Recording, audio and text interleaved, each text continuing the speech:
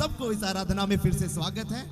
मैं अपने पास्टर को भी यहाँ पे इस आराधना में स्वागत करता हूँ इंडिया से, जो कि अब इंडिया में है। और सबको मिलकर परमेश्वर की स्तुति करना, उसकी आराधना करने में कितनी खुशी की बात है, कितनी सौभाग्य की बात है।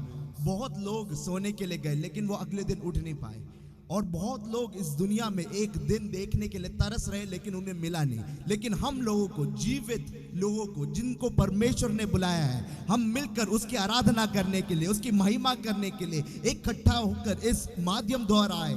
इसलिए हम परमेश्वर का धन्यवाद करते हैं। इसलिए हम अपने हाथों को उठाकर जोर से एक बार हालेलुया कहेंगे। हालेलुया, आमेन, आमेन, आमेन। वचन में ऐसा लिखा गया है, प्रकाशित वाक्य पहला अध्याय उसका 12वां आयत में और 13वां आयत में ऐसा लिखा गया है, और मैंने उसे जो मुझसे बोल रहा था देखने के लिए अपना मुंह फेरा, और फिर घूमकर मैंने सोने की 7 दीवट देखी, और उन दीवटों के बीच में मनुष्य के पुत्र सरीखा एक पुरुष को देखा, जो पांवों तक का वस्त्र पहने और छाती पर सुनहला पकुटा बांधे हुए था। भाई और बहनों, यहां पर यीशु मसीह के बारे में लिखा हुआ है, 7 दीवटों के बीच में तेरे लिए चल के आने वाला एक परमेश्वर के बारे में लिखा हुआ है। आगे हम जब पढ़ते हैं, वो दीवटों के बारे में लिखा गया है, वो कलीसिया के बारे में लिखा गया है, परमेश्वर के आत्मा के बारे में लिखा गया है। अगर आप जहां पर आप बैठे हो विश्वास करते हो कलीसिया वही है।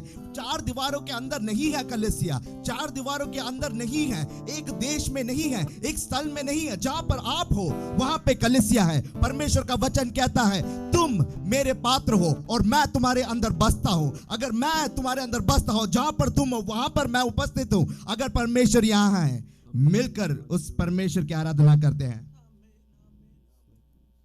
आइए गाते हैं 7 दीपक के बीच में। आमेन।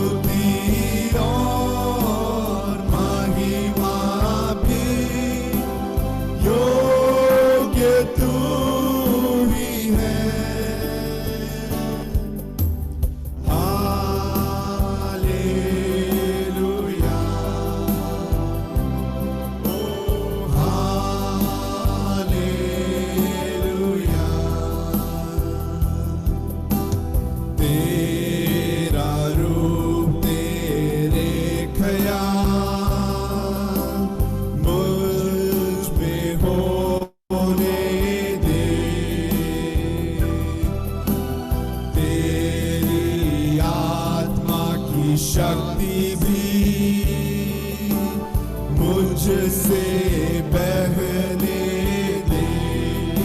तेरे ख्याल, तेरा रूप तेरे ख्याल मुझ में होने दे।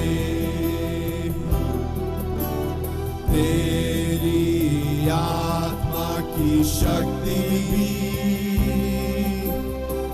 मुझसे बहने दे। आदि और अंत मिलकर गाएंगे। आदि और अंत भी यीशु तू ही है। स्तुति और महिमा के योग्य तू ही है। आदि और अंत भी यीशु तू ही है। स्तुति और महिमा के योग्य तू ही है।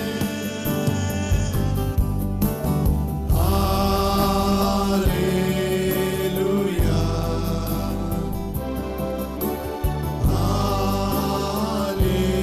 हालेलुया। मेरी मर्जी ना चाहूं, मेरी मर्जी ना चाहूं मैं, प्रेमी यीशु मेरे। तेरी इच्छा की भरपूरी में रोशन हूँ प्रभु। आमीन, हालेलुया। आमीन। मेरी मर्जी ना चाहूं मैं,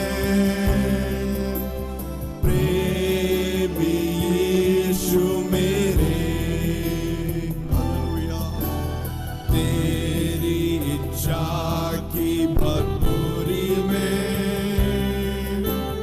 रोशन हूँ प्रभु। आदि और अंत भी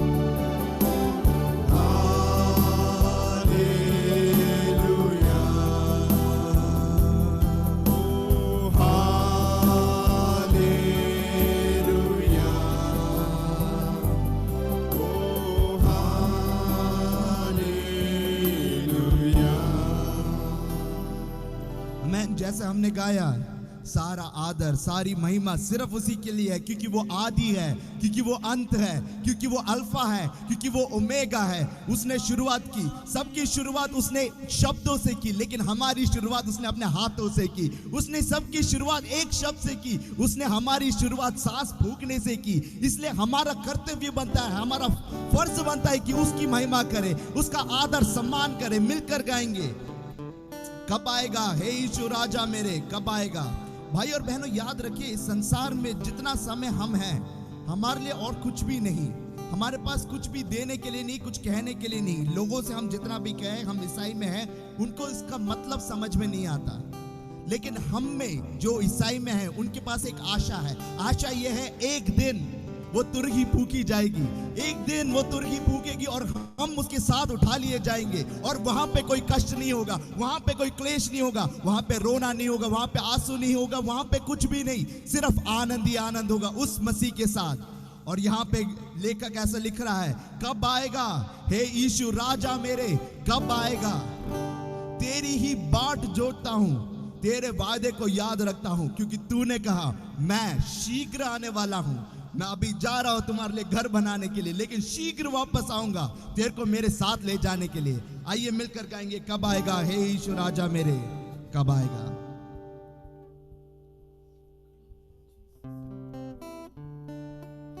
hallelujah Jesus, hallelujah.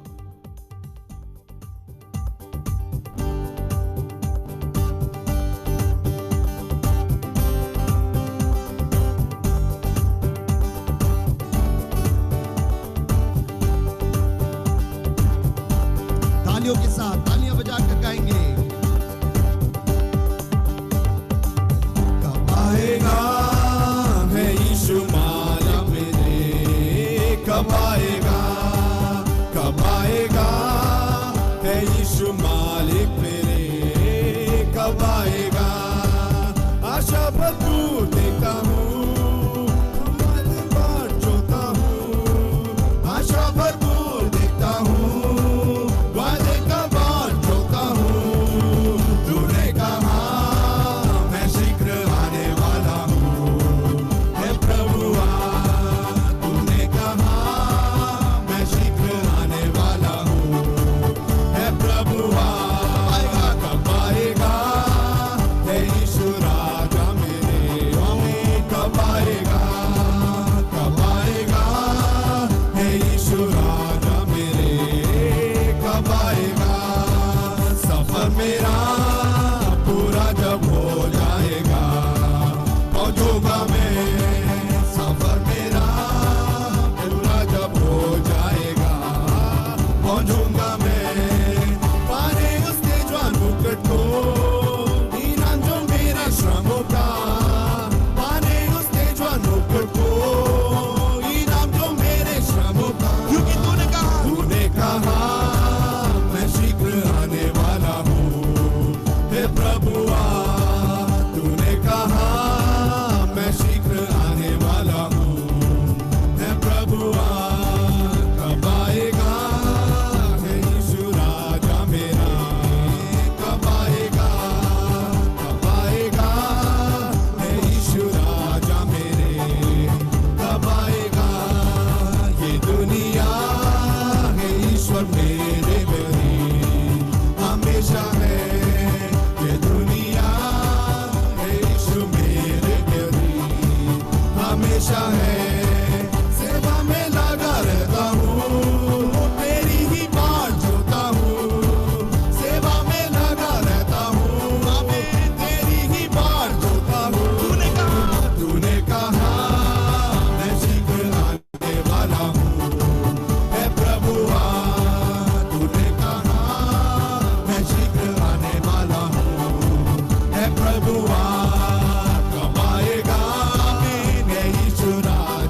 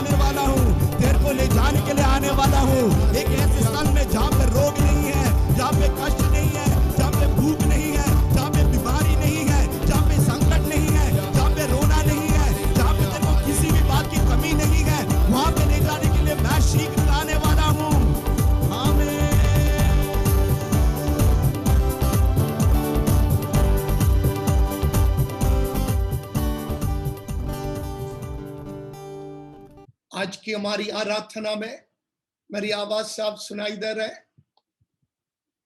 Okay, praise the Lord. हम आधा नींद में हैं क्योंकि 45 घंटे सफर कर कर आए हैं पूरा मिलकर, तो लेकिन फिर भी ठीक है, घर के अंदर है, क्वारंटाइन में है, और मैं हूं और मेरा पत्नी ग्रेस हूं, बेटी है और उनका हस्बैंड एबिंसन है, और बेटे को बाहर कर दिया क्योंकि उनको हमारे साथ रह नहीं सकता है, वो ऊपर है। और जैसे आप में से अधिकांश लोग जानते हैं, हमारा बेटे का शादी यदि प्रभु की मर्जी है अगले महीने 17 तारीख को तय किया गया है। लगभग 50 लोग शामिल हो सकते हैं, और आप सबको मैं स्वागत करता हूं, आमंत्रित करता हूं। और जितने जूम में हैं, आप सब केरल आइए शादी के लिए।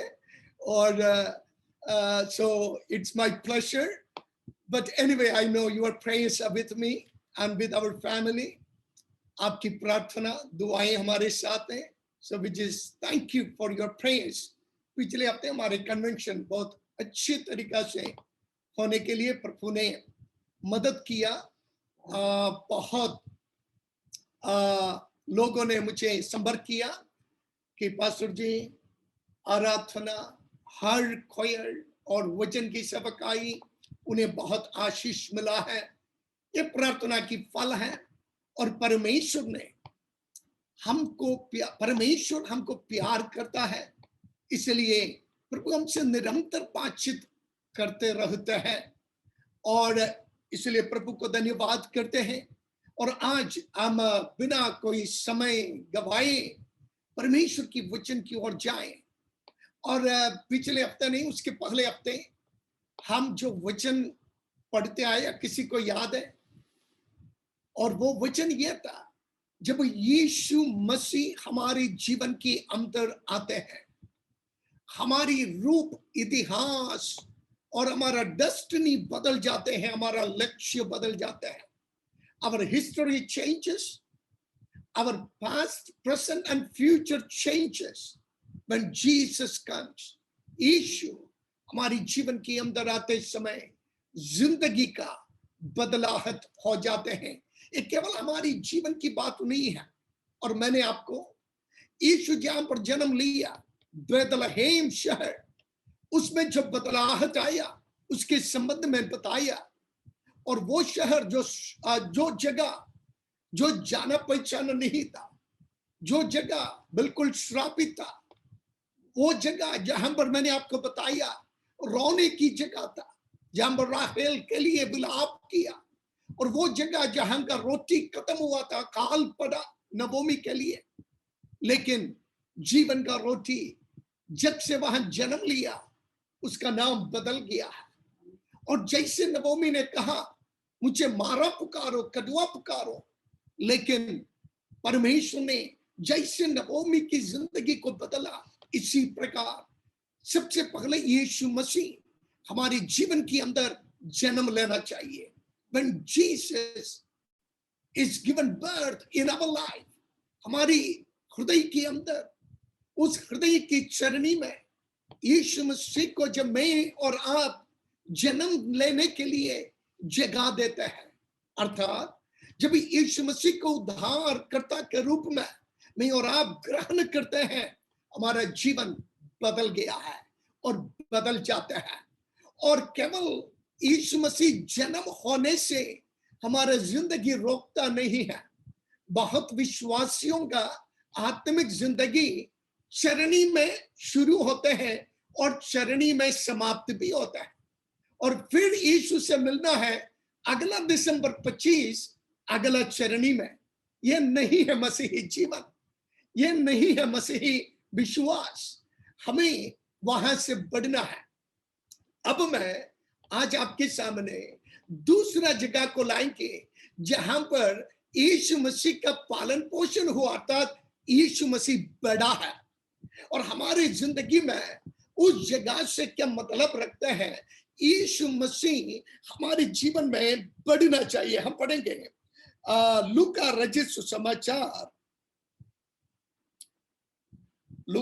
सुसमाचार दूसरी अध्याय उसका 39 लूक 2:39 लूका 2 का 39 जब वे प्रभु की व्यवस्था के अनुसार सब कुछ पूरा कर चुके तो गलील में अपने नगर नासरत को फिर चले गए। और यहाँ पर लिखा है, और जब वे प्रभु की व्यवस्था के अनुसार सब कुछ निपटा चुका तो गलील में अपने नगर में नासरत में चला गया है। और फिर यदि आप ये चारों सुसमाचार पढ़ें, यीशु मसीह बड़ा है नासरत में, नासरत अर्थात नासरी नामक जगह, और इसलिए यीशु मसीह का नाम नासरी रखा गया है। और इससे क्या मतलब है मैं बताऊंगा। आपको मालूम है यीशु मसीह जब जन्म लिया था, हेरोदेस की जो डर है वो मिस्र में चला गए थे यूसुफ, मरियम और यीशु को लेकर। और जब उनका मृत्यु हुआ, स्वर्गदूत ने यूसुफ से बातचीत किया, जिनको तुम डर रहे हैं वो मर गया है, वापस लौट जाओ। और वापस लौटते समय वो नासरत में जाकर बसा। नासरत गलील जो नामक इलाका है, वहां पर लगभग उस जमाने में 63 से अधिक छोटे से गांव और छोटा छोटा शहर होते थे। उनमें से एक छोटा सा गांव था नासरत। कोई जाना पहचाना जगह नहीं था, और लगभग 400 लोग उस गांव में रहते थे। और वो यरूशलेम से लगभग 45 से 50 मील दूरी पर 5 से 6 दिन तक, कभी 4 दिन या 5 या 6 दिन पैदल चलना पड़ता है नासरत यरूशलेम में जाने के लिए। जो वचन हमने पढ़ा, यीशु मसीह और अपने माता पिता के साथ जब मंदिर में आए, जो खोया हुआ इतिहास वहां पर पढ़ते हैं। और फिर 3 दिन के बाद यूसुफ और मरियम को पता चला यीशु मसीह खो गया है, वो नासरत नहीं पहुंचा। वापस लौट आया, यीशु मसीह को मंदिर में देखा, और फिर वहां की बातें मैंने एक और प्रचार में आपको बताए थे पहले, पता नहीं कितने लोगों को याद है। और यीशु मसीह वहां से फिर नासरत में जाकर माता मरियम और उनका पिता यूसुफ के साथ 30 साल तक वहां पर रहा। जैसे मैंने बताया, पहाड़ी इलाका, टेरेन प्लेसेस, जाने के लिए बहुत मुश्किल, और रहने वाले बहुत गरीब, जो गडरिया है, चरवाहे, और फार्मर्स जो किसान है, और छोटा मोटा काम करने वाले लोग। इसलिए नासरत इतना जाना पहचाना जगह नहीं था, और ज्यादा पढ़े लिखे लोग वहां पर नहीं थे। और वहां पर बताए जाते हैं यूसुफ की परिवार वाले ही वहां पर निवास करते थे, और यूसुफ ने वहां पर अपनी काम कर अपने परिवार को चलाया। और यीशु मसीह उसी नासरत में बढ़ने लगा। तो मतलब इतिहास में नासरत का भी बैतलहम के समान कोई नाम नहीं है। और दूसरी बात मैं आपको बताना चाहूंगा नासरत के संबंध में। यदि आप यूहन्ना रचित सुसमाचार को पढ़ें, यूहन्ना रचित सुसमाचार और उसका पहला अध्याय का 47वां पद, John, gospel of John chapter 1:47। यीशु ने नतायल को अपने ओर आते देखकर उसके विषय में कहा, देखो ये सचमुच इस्राएली है, इसमें कपट नहीं है। और अब आप उसका 45 और 46 भी पढ़िए। नतायल ने उससे कहा, तू मुझे कैसे जानता है? यीशु ने उसको उत्तर दिया, इससे पहले कि फिलिपुस ने तुझे बुलाया, जब तो 46 पढ़िए। 46, कैन यू रीड 46 प्लीज? नतायल ने उससे कहा, क्या कोई अच्छी वस्तु भी नासरत से निकल सकती है? फिलिपुस ने उससे कहा, चलकर देख ले। तो यहाँ पर नथनिएल ने फिलिप्पुस से पूछते हैं, यदि आप उसको यदि ज्यादा पहचानता नहीं है, आप उस अध्याय को पढ़ना, वहां का फिलिप्पुस यीशु मसीह का शिष्य बन गया। वो नथनिएल से मिला, वो अंजीर की पेड़ के नीचे बैठा था और वो हो सकते हैं भविष्य के संबंध में, मसीहा के संबंध में सोच विचार करते थे, क्योंकि वो एक भला मनुष्य था।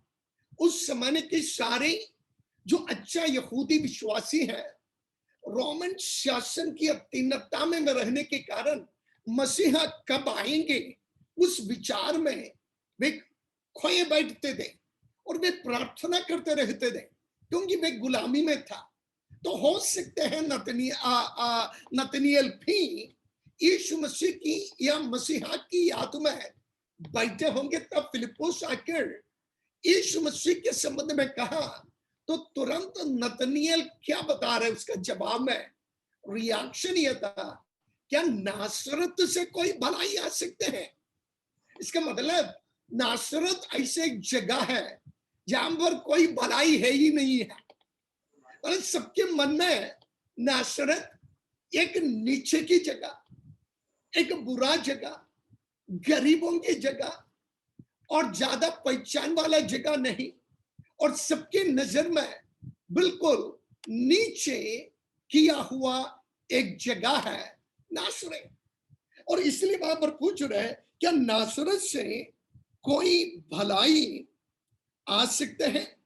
और केवल इतना नहीं, यदि आप परमेश्वर का वचन सुसमाचार खासकर पढ़ें, जब कभी लोग यीशु नासरी नाम इस्तेमाल किया, वो नाम उनको नीचे करने के लिए, प्रेरितों के काम के बाद नहीं, उसके पहले सुसमाचार में आपको याद है जब यीशु मसीह को क्रूस पर चढ़ा, उस क्रूस पर एक पत्र लिखकर रखा था। वो क्या था? Jesus of Nazareth, king of the Jews. यीशु नासरी, जो यहूदियों की राजा।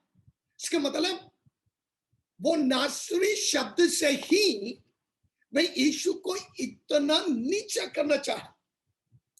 और यीशु मसीह का जो विरोधी, यदि आप समय पूरा आयत पढ़ने के लिए हमारे पास समय बहुत कम है, इसलिए मैं पढ़वाना नहीं चाहता, तो वहां पर यीशु मसीह के विरोधी जब भी कुछ बोलने लगे, हमेशा निंदा में कहते थे यीशु नासरी। और यहां तक जो दुष्ट आत्माएं हैं, आप पढ़ सकते हैं, वे भी यीशु के यीशु नासरी पुकारते थे। तो मतलब ये नासरी जो शब्द है, वो नासरी नजायर जो इब्रानी शब्द है, इसका मतलब काटा जाना। इसका अर्थ यह है, एक वृक्ष को यदि काटा जाए और वो वृक्ष का डाली जब दूसरा पत्ते को लाते हैं, उसको नाज़ीर करके इब्रानी शब्द इस्तेमाल किया जाता है। इसका मतलब एक बार काट लिया, फिर उस डाली से या जो काटा हुआ जगह से जो छोटा सा पत्ते आते हैं, उसी को ही नज़ीर या नज़ीर, जिसी से नाज़ीर शब्द भी आ गया है, और उसी नाम से एक छोटा सा गांव जाना गया। और बताए जाते हैं जोसेफ दाऊद की घराने से है, और इस जमाने में दाऊद की घराने में सभी गरीब है, और कुछ यूसुफ की परिवार वाले इस आशा के साथ, मतलब ये जगह काटा गया। इस्राएली आप जानते हैं, सबसे पहले इस्राएल खत्म हुआ था कब? जब लगभग BC 750 में, और दुश्मन आकर पूरा इस्राएलियों को खत्म कर दिया था। और फिर नबूकदनेस्सर आकर यहूदियों को, जो दो विभाजित किया गया था, दोनों को खत्म कर दिया। तो मतलब अब यीशु मसीह के समय पर रोमी शासन उनके ऊपर हुकूमत कर रहा है। तो मतलब इस्राएलियों के लिए कोई आशा नहीं था। लेकिन जब आप यशायाह नबी का पुस्तक 11 अध्याय की पहला पद से पढ़ेंगे, पढ़ने की जरूरत नहीं, आप घर पर पढ़ सकते हैं। 11 का उसका पहला पद से 4 तक पढ़ेंगे, वहां पर लिखा है, ईसाई की जड़ से एक फूट निकल आएंगे मतलब उनके लिए एक आशा था। नासरत ऐसी एक जगह है जो काटा गया था, जो कोई आशा नहीं था, जो निंदा की जगह था, जो किसी का कोई काम का नहीं था। गरीब बेचारे जो चरवाहा है और खेतीबाड़ी, छोटे मोटे खेतीबाड़ी करने वाले हैं, या यूसुफ के समान छोटे मोटे जो लकड़ी का काम करते हैं, उन्हीं लोगों की जगह है। लेकिन इस जगह पर यीशु मसीह जब बढ़ने लगा, इस जगह कैसे बदल गया है। प्यारो, मैं संदेश आपको दूं, हो सकते हैं आज आपकी हालात भी नासरत की हालात के अनुसार होंगे, जहां पर आप निंदा किया जा सकते हैं, जहां पर आप छोटा किया जा सकता है, जहां पर आपका नाम कोई पहचानता नहीं होगा, जहां पर आपके लिए कोई आशा नहीं होगा, और आप सोचते होंगे मैं लाचारा हूं, मैं गरीब हूं, या मैं अनपढ़ हूं, या मैं तिरस्कृत हूं, मैं कोई काम का नहीं हूं। और उस पहाड़ी इलाका में नासरत की कोई महत्व ही नहीं था। हो सकते हैं आज संसार में आपके लिए कोई भी कुछ महत्व नहीं देते होंगे, आपका पूरा आशा भविष्य आपके सामने बिल्कुल निराशा में डूबा हुआ होंगे। लेकिन जब यीशु मसीह जो बैतलहम में जन्म हुआ, नासरत में बढ़ने लगा, क्या बदलाहट आया?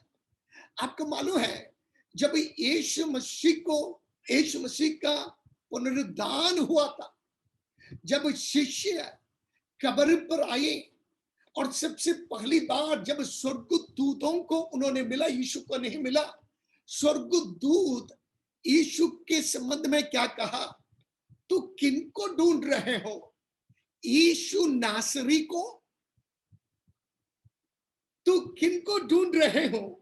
क्या यीशु नासरी को? यूहन्ना 19:19 में लिखा है, और वो यहां पर नहीं है, वो यहां पर नहीं है, और वो यहां से जी उठा है। तो तुम लोग मृतकों को, जीवितों को मृतकों के बीच में क्यों ढूंढते हो? हालेलुया। मतलब यीशु मसीह का पुनरुत्थान से संबंधित स्वर्गदूत वहां पर कहते हैं कि वो मरा नहीं है, वो जिंदा हो गया है, और तुम मृतकों को बीच में जीवितों को क्यों ढूंढते हो? वो लूका 19:19 नहीं, अब मरकुस 16 अध्याय में देखना, मरकुस 16:6 में या उसी आयतों में आप देख सकते हैं। और वहां पर मतलब यीशु मसीह के पुनरुत्थान से नासरत का क्या बदलाव आया? आपको मालूम है, प्रेरितों के काम 2 अध्याय में पतरस यीशु मसीह का शिष्य जो यीशु को त्यागा था, यीशु मसीह को इनकार किया था, लेकिन अपनी पहली प्रचार में क्या प्रचार किया? और वो उन लोगों को देखकर कह रहा है, यीशु नासरी जिनको तुमने क्रूस पर चढ़ाया, परमेश्वर ने जिलाया, और ये सामर्थ्य का कार्य यीशु नासरी के नाम से होते हैं। और यदि आप फिर पढ़ना है प्रेरितों का काम 3 अध्याय पर आ जाएं, और वहां पर एक लंगड़ा बैठे हैं, और वो लंगड़ा बैठे हैं मंदिर की बाहर भीख मांगने के लिए, और यूहन्ना पतरस प्रार्थना के लिए आ रहे हैं, और वो भीख मांग रहा है। आप वो कहानी जानते हैं। और यूहन्ना क्या कह रहा है और पतरस क्या कह रहा है? सोना शांति हमारे पास नहीं है, जो हमारे पास है वो तुम्हें देता है। वो क्या है? यीशु नासरी के नाम है, उठ और चल फिर। और जब यीशु नासरी का नाम कहा गया, वो लंगड़ा उठा, चलने लगे, दौड़ने लगे, कूदने लगे और मंदिर के अंदर स्तुति करते हुए चला गया और सब उनको देख रहे। कारण यीशु नासरी का पुनरुत्थान की सामर्थ इस लंगड़े को ठीक किया है। और फिर शाऊल अर्थात पौलुस जब वे यीशु मसीह को सता रहे थे और कलीसिया को सता रहे थे और कलीसिया के पीछे जब वो पड़ा, यीशु मसीह का दर्शन उन्हें मिला, आप जानते हैं। और जब पौलुस खुद उसके संबंध में कहते हैं, जब प्रेरितों का काम 9वीं अध्याय पर वो कहानी है, लेकिन 26 अध्याय पर उसके 9वीं पद में प्रेरित पौलुस कहते हैं, यीशु नासरी मुझे दर्शन दिया और यीशु नासरी मुझे प्रकट हुआ। इसका मतलब यीशु मसीह का नाम जब नासरत के साथ जोड़ा, तब जोड़ा गया पुनरुत्थान की सामर्थ्य के साथ। मैं समय को डर रहा है, इसलिए मुझे जल्दी इस वचन को आप तक पहुंचाना है। प्यारों, जब यीशु मसीह आपके जिंदगी में हृदय की चरणी में जन्म लिया, यदि वो नन्ना मुन्ना बच्चा बनकर वहां पर रहे, उनका सामर्थ आपको पहचानने नहीं पाएंगे। यदि यीशु का सामर्थ आपकी जीवन की अंतर कार्य होना है, चाहे वो मृतकों को जिलाने का हो या लंगड़ों को चलाने को हो या पौलुस जैसे पापी इंसान को उनकी जिंदगी को बदलने का हो, तो यीशु हमारे जीवन की अंतर बढ़ना चाहिए। और हम पढ़ते हैं, नासरेत में यीशु मसीह बुद्धि, ज्ञान और आत्मा में और नियम की व्यवस्था के अंतर्गत वे बढ़ने लगे। इसका मतलब नासरेत में नियम, व्यवस्था, वचन के अंतर्गत बुद्धि, ज्ञान, समझ में यीशु मसीह बढ़ा और मनुष्य के रूप में, ईश्वर के रूप में नहीं, मनुष्य के रूप में यदि यीशु मसीह को देखें तो कब्रिस्तान भी उसको पकड़ कर रखने नहीं पाया, मृत्यु उनको पकड़ कर रखने नहीं पाया, क्योंकि उसका सामर्थ, पुनरुत्थान की सामर्थ, आत्मा की सामर्थ यीशु को मृतकों से यदि जिलाया है, तो नासरेत का नाम उस पुनरुत्थान की सामर्थ्य के साथ जब जोड़ा गया और आज भी मैं अपनी सेवकाई में दुष्ट आत्मा निकालने के लिए यीशु नासरी का नाम इस्तेमाल करते हैं और बीमारों को चंगा करने के लिए जब प्रार्थना करते हैं, हाथ रखते हैं, मैं ऐसा प्रार्थना करते हैं, यीशु नासरी के नाम में ठीक हो जाओ। और जब सुसमाचार की प्रचार करते हैं, ये प्रचार खुलासा करते हैं, यीशु नासरी आपके लिए आया, जिया, मरा, जी उठा और आज भी जिंदा है। देख लो नासरेत का नाम किस प्रकार बदल गया है। हालेलुया।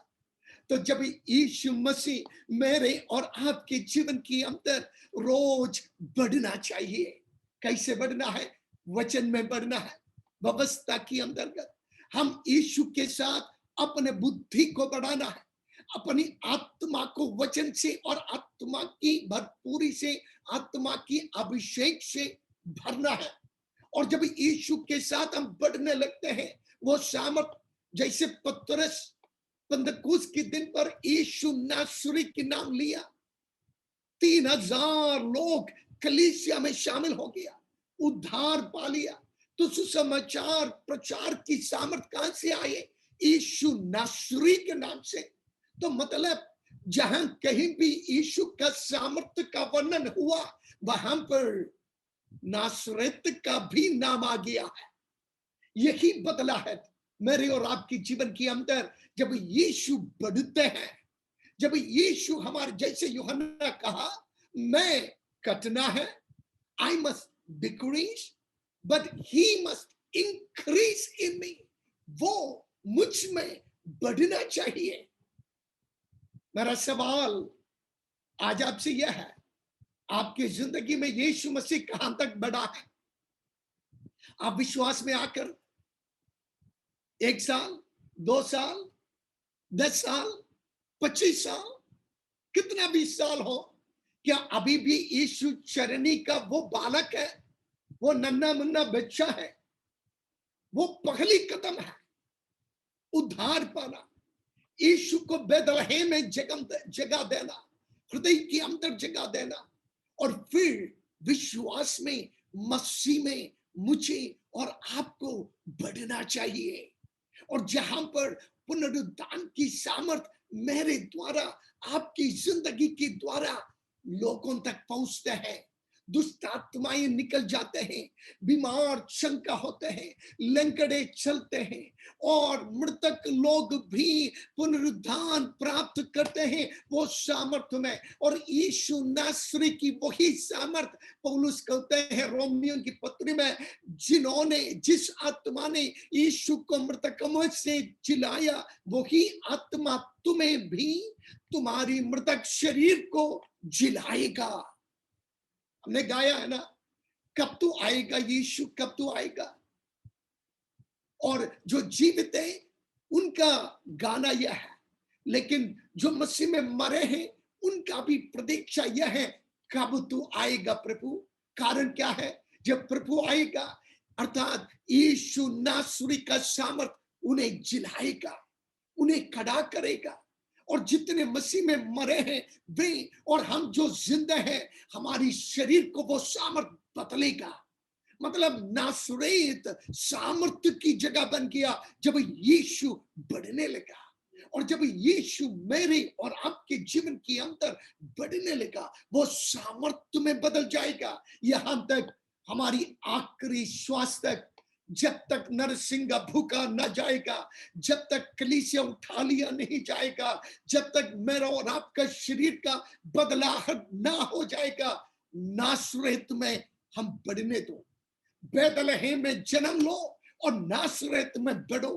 परेशान ना होना, लोग मुझे जानता नहीं, लोग मुझे निंदा कर रहे हैं, मैं गरीब हूं, मैं चरवाहा हूं, या मैं कोई जाना पहचाना न पाने वाला कोई कारपेंटर हो, इसमें कोई फर्क नहीं पड़ता।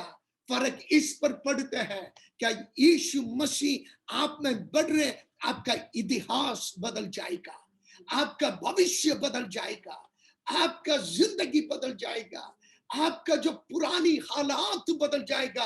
अब आपके अंदर पुनरुत्थान की सामर्थ बढ़ रहा है, और वो सामर्थ आपके अंदर से बहने लगेगा, लोग उद्धार में आएगा, लोग यीशु को देखने लगेगा। यही हमारी जीवन के अंदर होना चाहिए। मैं यहां पर समाप्त करूं, लेकिन मैं ये वचन को जारी रखूंगा।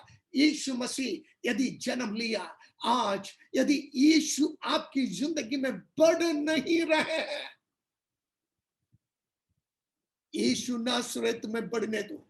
यीशु यदि बढ़ना है वचन में, आत्मा में, बुद्धि में, शरीर में, और परमेश्वर की भय में, परमेश्वर की अधीनता में, जब मैं और आप वचन से बढ़ने लगेंगे, प्रभु के साथ साथ चलकर बढ़ने लगेंगे, प्रार्थना में बढ़ने लगेंगे, यीशु हमारे अंदर बढ़ते जा रहे हैं, वो बढ़ते जा रहे हैं। और इसलिए पौलुस के समान मैं और आप कहना पाना है, अब मैं नहीं, मसीह मुझ में जीवित है। It's no longer I that lives, but Christ that lives in me. मतलब अब मसीह इतना बढ़ गया, केवल मसीह ही मुझ में दिखाई दे रहा है। देखो, पुराना सब कुछ बीत गया, सब कुछ नया हो गया। वो नयापन क्या है? यीशु मसीह का बढ़ाव, और मेरे बातचीत में प्रभु यीशु, मेरे चाल चलन में प्रभु यीशु, मेरे रहन सहन में प्रभु यीशु, मेरे वार्तालाप में प्रभु यीशु, और मेरे लेन देन में प्रभु यीशु, सब कुछ में यीशु दिखाई देते हैं। तब पुनरुत्थान की सामर्थ मुझ में और आप में होकर बहने लगेगा, और फिर हम ईसाई नहीं रहेंगे, हम विश्वासी रहेंगे। हालेलुया। ईसाई रहना, विश्वासी रहना अलग बात है। हालेलुया। कोई ईसाई मत रहो, प्रभु यीशु का शिष्य बनकर रहो, विश्वासी बनकर रहो। मसीह आप में बढ़ने दो और मसीह आप में पालन पोषण होने दो और मसीह आप में दिखाई देने दो। नासरत का नाम बदल जाएगा, नासरत की इतिहास बदल जाएगा, नासरत की भविष्य बदल जाएगा। ये प्रभु मेरा और आपकी भविष्य को बदलेगा। क्यों ना अपनी आंखों को बंद करें, हम प्रार्थना में चले जाएंगे और जब यीशु मुझ में और आप में बढ़ने लगते हैं, हमारी जिंदगी की हालात बदल गया है, जीवन बदल गया है और यीशु हमारी अंदर इतना बढ़ने लगते हैं, सामर्थ हमसे बढ़ने लगेगा और वो सामर्थ कुछ भी कर सकते हैं। यीशु नासरी के नाम है दुष्ट आत्मा दूर हो जाएगा, यीशु नासरी के नाम है लंगड़ा चलेगा, यीशु नासरी के नाम है शाऊल जैसा मनुष्य पौल बन जाएगा। और वो नासरी ना मेरा जीवन को बदला और आपका जिंदगी की हालात को भी वो बदलेगा। क्यों ना हम प्रार्थना में चले जाएंगे